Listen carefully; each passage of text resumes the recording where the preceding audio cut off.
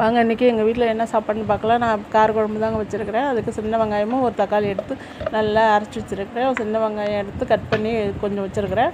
அப்புறம் ஒரு சட்டியில் எண்ணெயை ஊற்றி இந்த கத்திரிக்காய் அரிஞ்சு அலசி வச்சுருக்காங்க. அதை போட்டு நல்லா ஃப்ரை பண்ணி எடுத்து வச்சுக்கணும். அதே சட்டியில் கொஞ்சம் வெந்தயம் போட்டு நல்லா பொரிஞ்சோடனே அப்புறம் கொஞ்சம் சின்ன வெங்காயம் கட் பண்ணி வச்சுருக்கிறேன். அதையும் நல்லா போட்டு நல்லா பொன்னிறமாக வதங்கின பிறகு அரைச்சி வச்சுருக்க பேஸ்ட்டையும் நல்ல பச்சை வாசம் போகிற வரைக்கும் வதக்கிட்டு அதுக்கப்புறமா மிளகாய்த்தூள் போட்டு அதையும் ஒரு வதக்கிட்டு அப்புறமா கொஞ்சம் ஒரு எலுமிச்சம்பழம் சைஸ் புளி கரைசல் வச்சுருக்கிறேன்.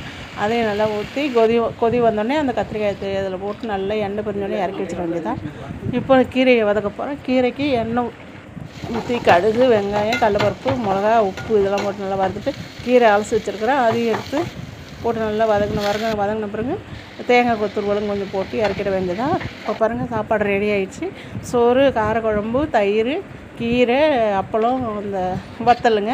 இந்த வீடியோ உங்களுக்கு பிடிச்சிருந்துச்சுன்னா லைக் பண்ணுங்கள். எல்லோரும் சப்போர்ட் பண்ணுங்கள். வாங்க சாப்பிட்லாம்.